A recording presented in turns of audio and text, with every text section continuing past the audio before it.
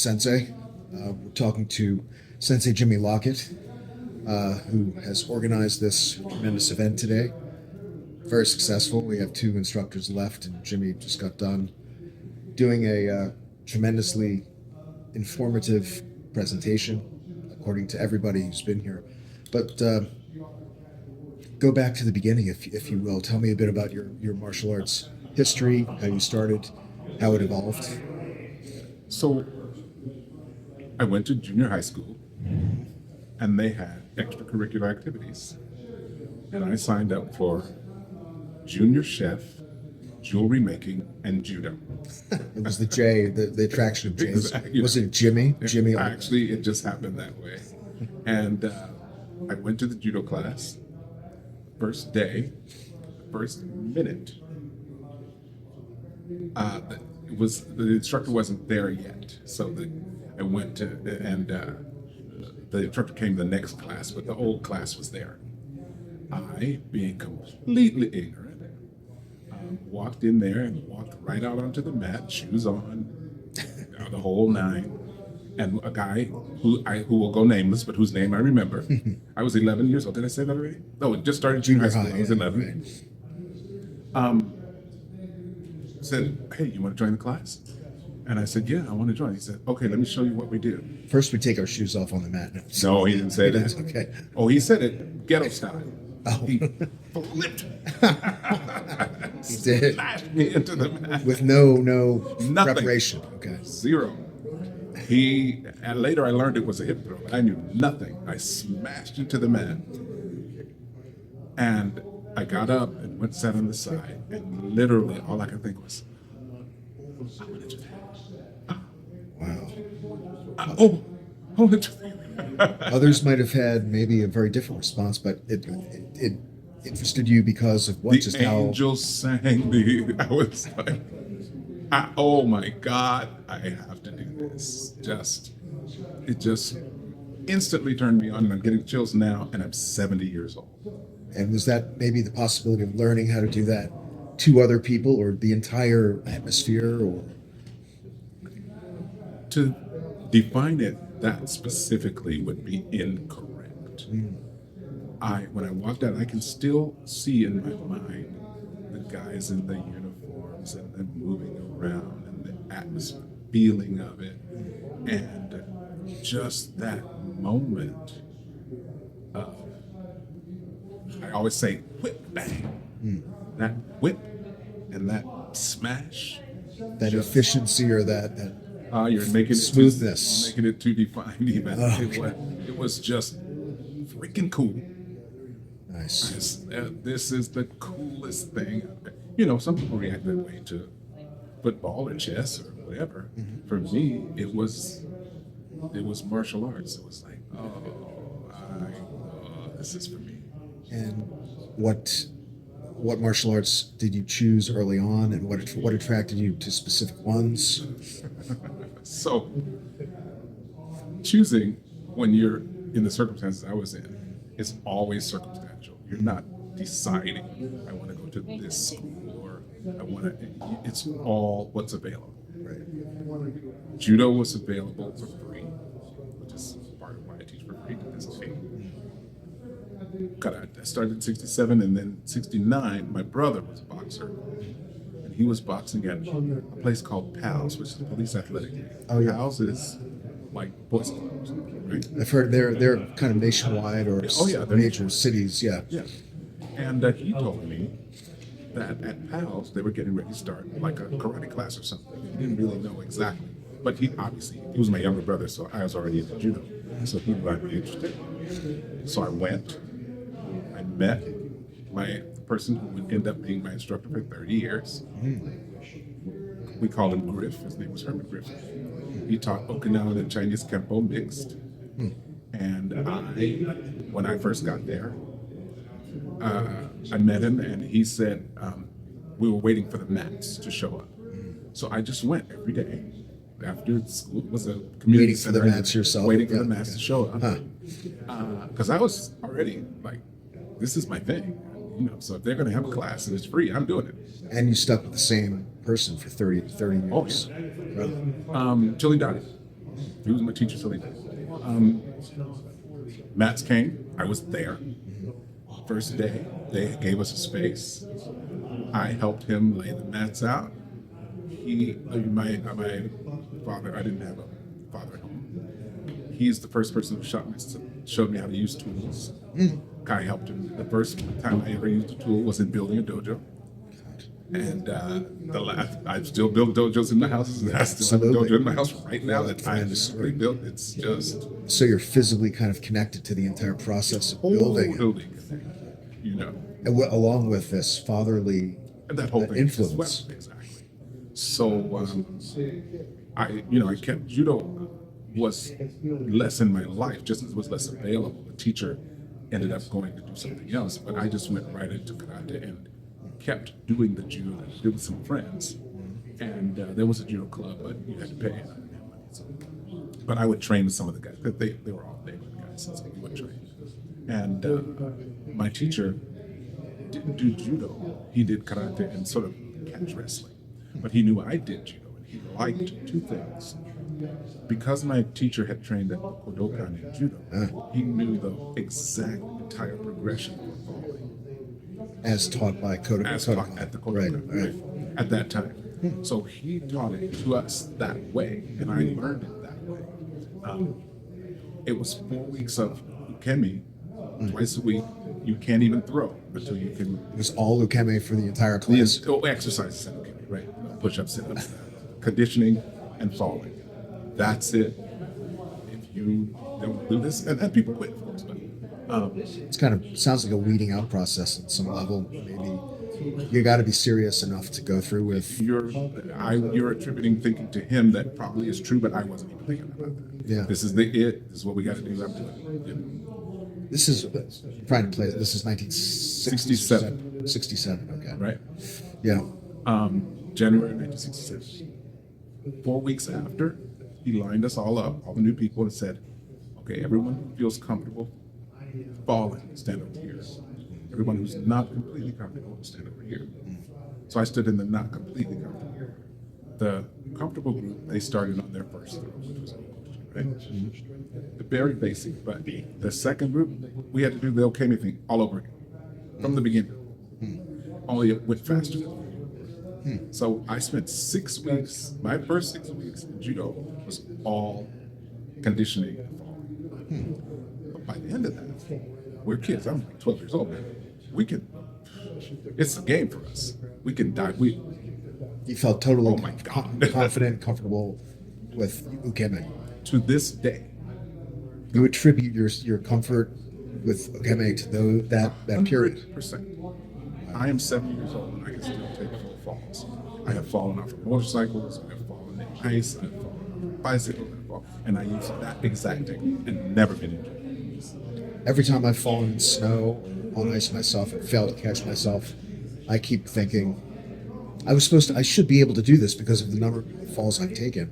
But it's wonderful to hear that it's actually worked in your situation. 100%. You apply it. It's not even thinking. You're just automatically going into breaking I that. was in a show called Starlight Express Yeah. on roller skates. Sure. So it is blazing fast. Part of the training is that you have to learn to go up and down these ramps and all this other stuff. So they have these ramps that you have to go up, and you have to get up to a certain height and be able to turn around and come down. And, they graduate. When I was training, I skated into the ramp, and I wasn't really skating yet. And I rolled off the edge of the ramp, right? And went literally into the air and horizontal. The skate coach said he almost had a heart attack. And then he said, what happened is I went into the air and your face changed in midair. And I literally was in midair and just went, and rolled right out. So you changed to this not martial artist where you're reflecting that, but just you appear prepared for that My stage. brain thinks falling, ukemi was. Amazing. Period. That's It just, and that is because of Mr. Harold King. Is he well known? Did he have a tremendous He would let us call us sensei. He was a brown belt, and he had been in the military. and been stationed in Japan as a Kodokan. Said, you can't call me sensei, I'm a brown belt, you call me Mr. King. Some serious humility. And he was a hardcore dude. Oh my God. So it sounds like his skill set was more akin to what we would consider black belts at that stage. It's just he held himself up to high standards and the Kodokan. Obviously, I would think that, but I was 12, 11 and 12, so I don't know that I really have the ability to judge that. Yeah. But 60s judo was pretty serious. Yeah. And he was a brown belt, and I don't know if he earned his brown belt at the Kodokan, but I do know that's where he trained, and I know that's how he trained us. And then all those guys from the 50s, 60s were military guys anyway, that's how they got it. So you have the military mentality along with Japanese martial arts mentality. If you couldn't take it, they just quit it. Yeah. I personally think, and I this may be an odd opinion, I personally think it was too hard, and I think people who could have benefited from the training didn't because it was so hard. So I think had it been just a little bit less, then more people who could have benefited from it might have gotten those benefits. Do you, this is because they dropped out, or because They dropped out because it was too hard. Okay. Yeah, it's just too hard for people to do. You know, our class when we started, it was a converted high school into a middle school. So the high school gym went all the way around the entire gym. When we finished that semester, there were 11 people. They just, and this is kids in the 60s who grew up being physical, running around, you know, a pretty rough neighborhood, and, you know, physical kids. And they just couldn't. This is really this is echoing a lot of what Hal said. My colleague on the AJA and the guy you helped, you and he put this whole event together, and you're around the same age, and it sounds 2 months like apart. it's a different world of expectations in the 60s and 70s, old school martial arts, where there was very little making allowances for student not weakness, but their desire for more flexibility or mercy or just kind of being over solicitous and making them comfortable. If you want to do this, there's this way, and that's it. That kind of uncompromising. Oh, 100%. Especially because it was free. They didn't have to accommodate people paying. For there's no financial You know what I'm saying? motivation. Exactly. Yeah. So it's this or go home. I'm not even mad at you. This is what it is. It's it's so different from what we have today.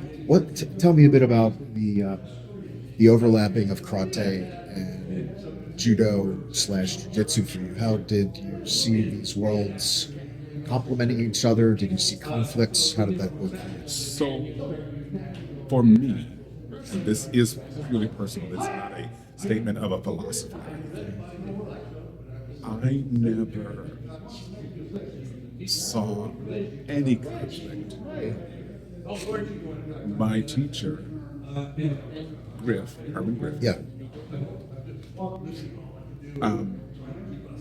his belief was this is one of the things he used to say all the time, and all my students have heard me say this. He talked like this, and he had a southern accent, right? He would say, Jimmy, you can't just be a karate man. A karate man can only fight a karate man. Judo man can only fight a judo man. Jiu-jitsu man, kung fu man can only fight a jiu-jitsu kung fu man. You gotta be a self-defense man. You gotta be able to do anything with anybody. You gotta be able to deal with anything. So that was his mentality in the 60s. I got with him in 69. It's kind of a premonition of MMA, where you have to be able to be aware of everything, develop skills that are much broader than. When you're really thinking self-defense and you see actual physical altercations a lot, your mentality is, oh, I can deal with that, I have to deal with that, I have to deal with that. It's not conceptual, it's real. So I was doing karate and judo. When I got to high school, I was like, I gotta learn to wrestle. So I joined the wrestling team. I joined the wrestling team not as an athlete, not because I cared about wrestling. I didn't. I joined the wrestling team so I could learn to wrestle. You know as what I'm saying? as to make that part of your repertoire Exactly. for That self-defense. was wholly it. You know what I mean? My brother was a Yeah. boxer. I'm like, come on, Bobby, hook me up. You know what I'm saying? You don't want to be missing anything. You want to integrate the full panoply of options into your And repertoire. I don't want to imply that I was thinking in this deep philosophical way. It's simply, number one, these were available. I really liked every martial art. It wasn't like some burden, or I wasn't thinking, I have to be ready because, Right. it It's a wasn't like natural that. kind of attraction. Yeah, I just like it all.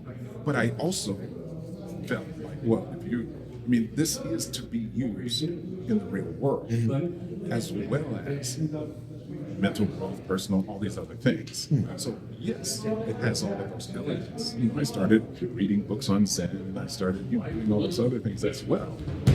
And of course, Griff wasn't so much into the philosophical, historical, social, spiritual thing. He was definitely more of a self-defense person. I was more into that. He encouraged that. This is you read that. Just as he encouraged that. Where I was going to say was, I started teaching martial arts at 15 because Griff wanted me to teach the Kemiwaza That you were so curriculum. impeccable with I your totally skills. knew the whole thing. So he said, "Jimmy, you teach me."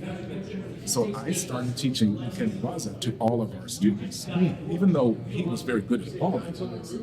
He knew that I had literally gone through step 1, 2, 3, 4, 5, 6, 7, 8, 9. My students today, these kids up here, all of them, awesome. Whole thing, they can dive,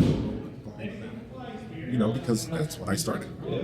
So his ability to embrace, I'm 15 years old, and he's letting me teach because, you can use that. And he was, also eventually guide me in teaching others. All right, see you teach these throws, let's see how you do it. He talk to me about, well, now you gotta watch the people like this person can't do this. That's so lucky to have a sensei who's Unbelievably. not just into, well, this person has ability and I'll promote him. It's being conscious of your ability as a teacher at such a young age. That's a rare quality. What can I say? Why am I so committed to doing things the way I do them? Because I was given this for free. Yeah. You know?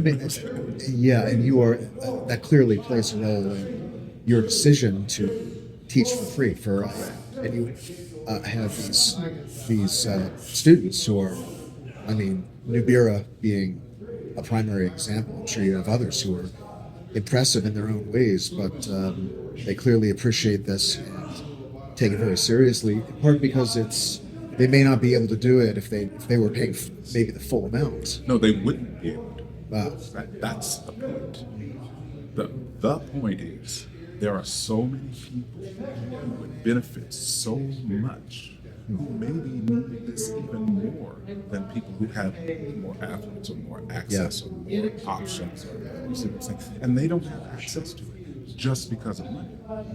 That's the paradox. The people who really need martial arts, the people who really have the biggest chance to defend themselves on the street, can't afford or just don't have the access. Just don't have affluent access to it. people. Yeah. Not only are they very more likely to have to defend themselves on the street, but also all of the other mental benefits, the self-discipline, the self-awareness, the self-confidence, all of the attention to detail. Martial arts teaches you a huge array of things that you can apply to your daily life. I truly attribute the fact that I came from where I did to where I am, which is good life, to, obviously, I think I was raised well, but I also believe deeply that martial arts training, the principles that are part of martial arts training, are fundamental to the way I live.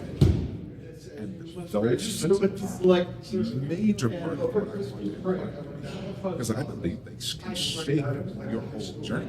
And, sorry, I didn't mean to. No. This is right up the line of so much of what the AJA I think is about and becoming more about, in that it's the sports we discussed and the martial arts application to sports for things like BJJ, judo, or competitive taekwondo or other forms. That's one side of the story. But this other broadening experience that you had of reading up on Zen and the philosophy behind martial arts, that's something that distinguishes what we do from the purely athletic aspect of it. And it's something that I think a lot of students wouldn't necessarily have access to, especially if they're from backgrounds where they're not given every formal educational opportunity to get it through the dojo. Is something incredibly lucky and fortunate. Have you found students receptive to the physical techniques, but also Yes. Zen learning? Yes, they get it. I got it when I was a kid. I understood. Oh, this is more than just physical. I tell them when we say, okay, our dojo at the end of class, we have the sayings, right? And ours are, number one, never give up. Always do your best. Strong practice equals strong karate. Always show respect. Those are the four things that we chant at the end of every class. That's not just for class. That's for your life. There are times, obviously, I don't want to spend too much time lecturing. When we talk about pushing yourself, we talk about being consistent, we talk about showing respect, we talk about being attention to every detail, we talk about what is success, it's about consistency over time. Those principles are not just about words. They're about when you take a test at school, you have to deal with it all the time. And we actually talk about those things, and they get it. And then we go on and punch and kick and run around and jump and laugh, all those kinds of things. They're kids.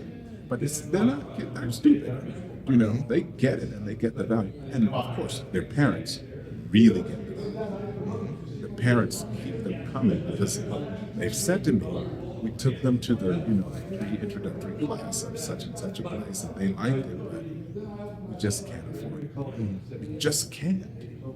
And I know that if I had to pay, if my mother had to pay for martial arts, I wouldn't be a martial artist today. That's it. Period. Incredibly moving discussion. It's very persuasive. And you see the struggles we both have seen in the AJA and elsewhere. The commercial aspect of martial arts can be a very frustrating and destructive thing for a lot of otherwise talented people. But I'm seeing your description of this natural attraction of discussing principles that extend beyond martial arts to schoolwork or to social interactions or to life in the workplace. And it makes me think of my daughter, for instance, who's 18 and has done a lot of sports, and she's doing field hockey in college, and I think that's of tremendous value. But there's never an explicit discussion by our coach about principles. About now that we've won that game, that shows that we have structured our team in the right way in order to interact and adhere to respecting the skill sets of other people or any kind of broader awareness. And maybe you can speak to how martial arts address that, because I feel they're very different from the pure winning and losing qualities of something like a boxing match or a judo match. And how do you see that? Because I know it's wrapped up in the philosophy of your dojo also. So in sports, there are coaches who do talk about those things and think about those things and understand that we are not just training athletes, we're training people, we're trying to make better young men and women. There are coaches who do that, but I wouldn't say they're in the majority. It's hard to say.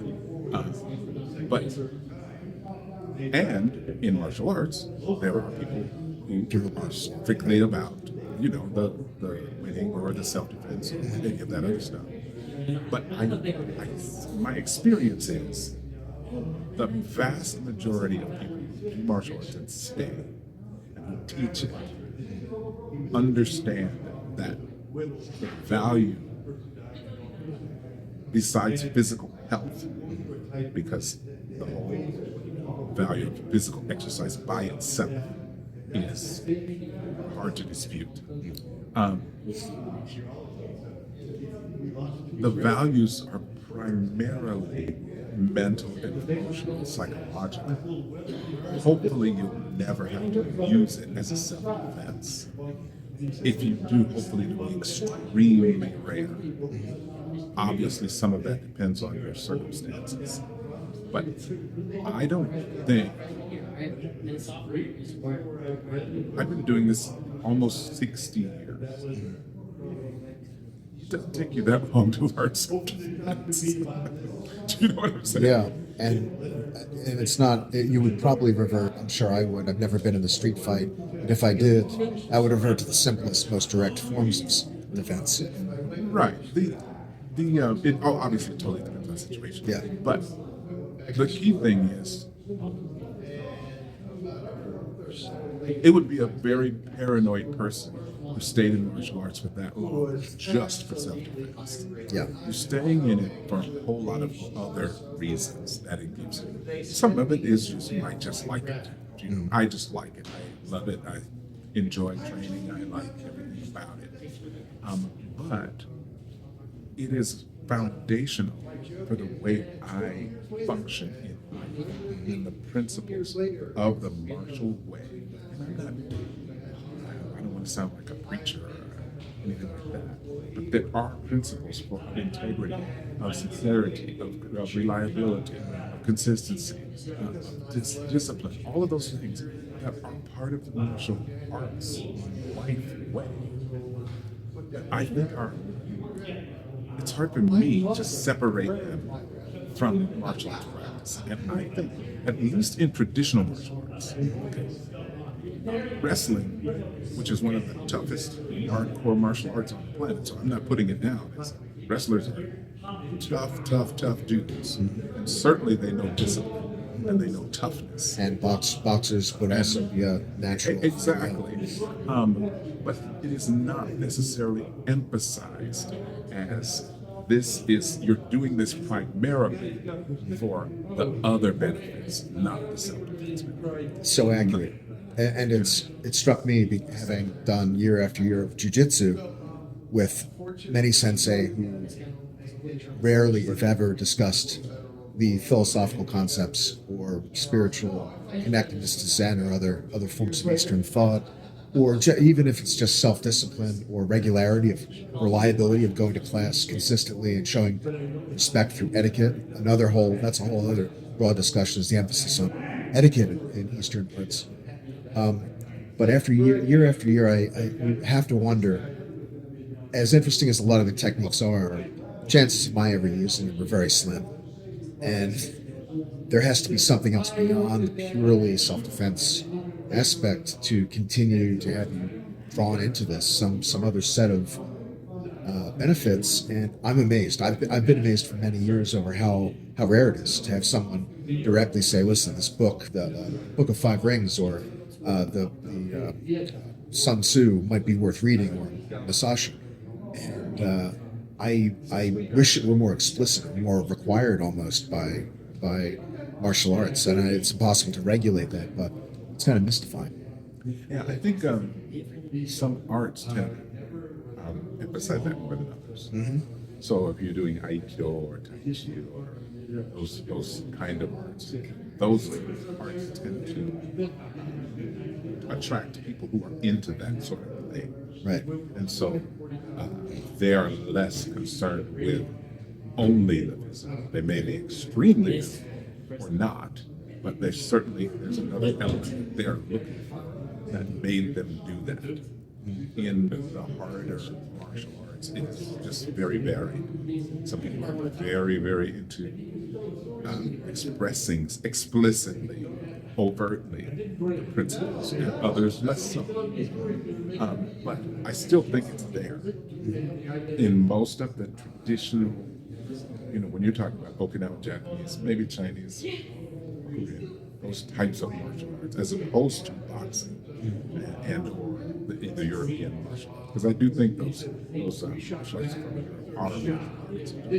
But when we think of it, we're talking about basically karate, judo, jiu-jitsu, kung fu, and those related arts. And I if you talk to Kyokushin guy or Taekwondo guy, maybe they're not talking about that as much. But if you ask them directly, Right. then they would say, "Oh, of course, Right. it's part." Right, but they're not. It's less that they're explicitly promoting those. It's more under the surface and maybe not as emphasized by certain ones as others.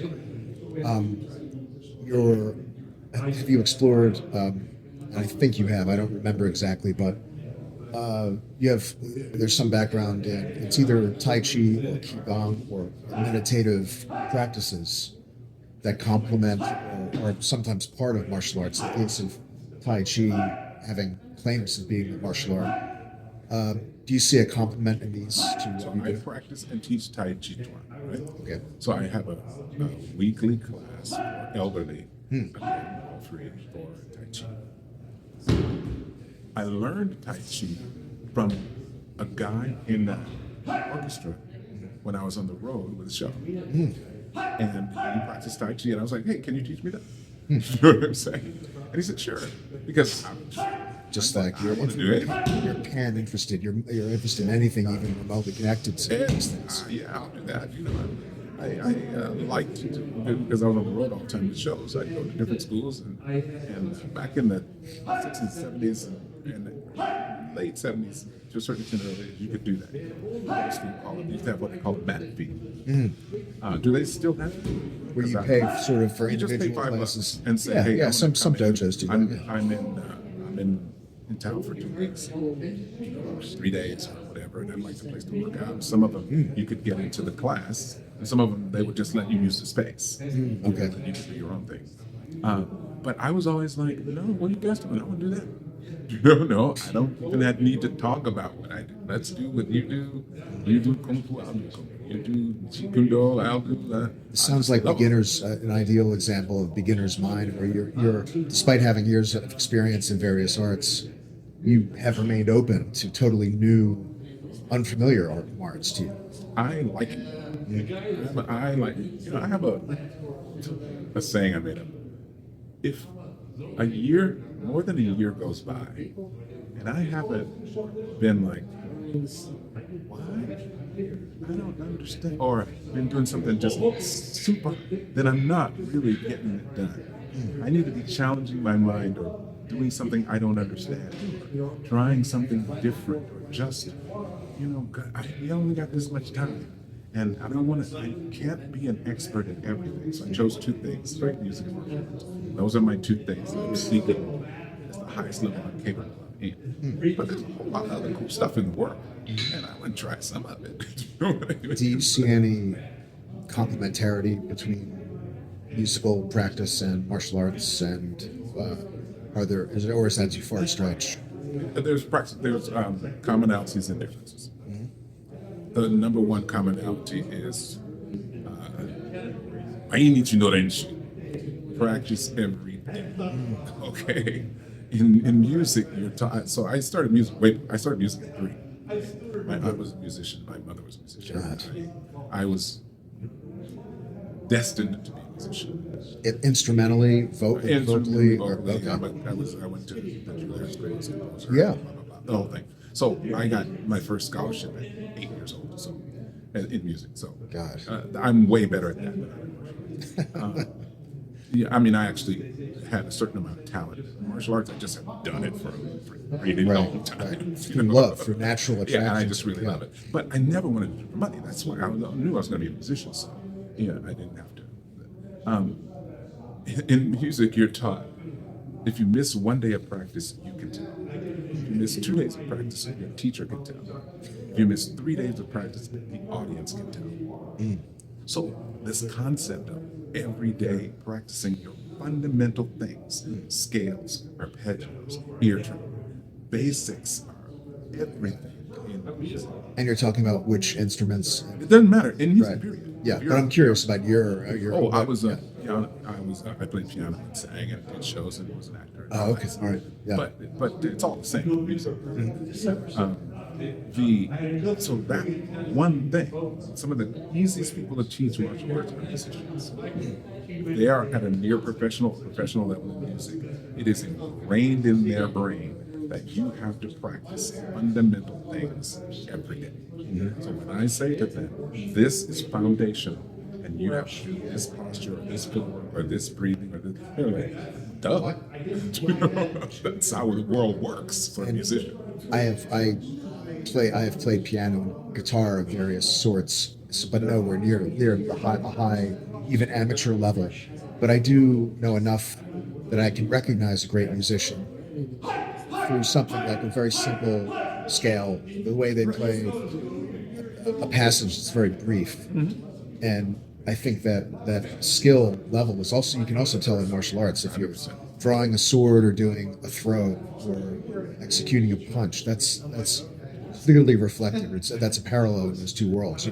As something as simple as drawing a sword, there's a world of difference between somebody who's been doing it for 30 years and somebody who's just starting. And that's reflected in musicianship. So singing a note, I guess.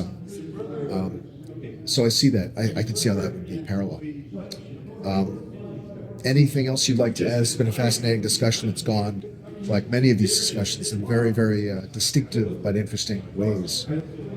Anything you wanted to add about your presentation today or the event? No, really. I am really gratified that I feel like it's going very well.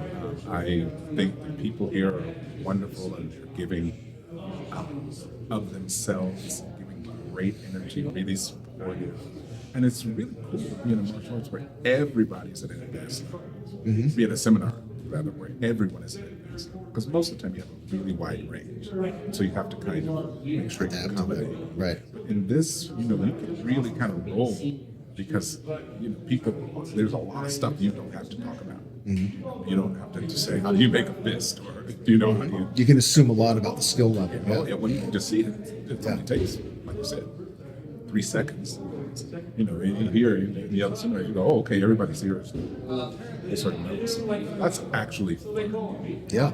And of course, it's always fun seeing each teacher's stuff. Just learning. That's cool. It's great. And at this level, I think, with Sensei have been doing their niche interests and cultivating certain paths, I think that's a wonderful opportunity. Well, thank you very much, Sensei. Thank you very much. Jimmy Lockett, and we look forward to many of these other events, large, small, advanced, more embracing different levels, whatever we come up with. But it's wonderful to have you supporting us in the AJ in the West. Thanks again. Thank you for having me. My pleasure.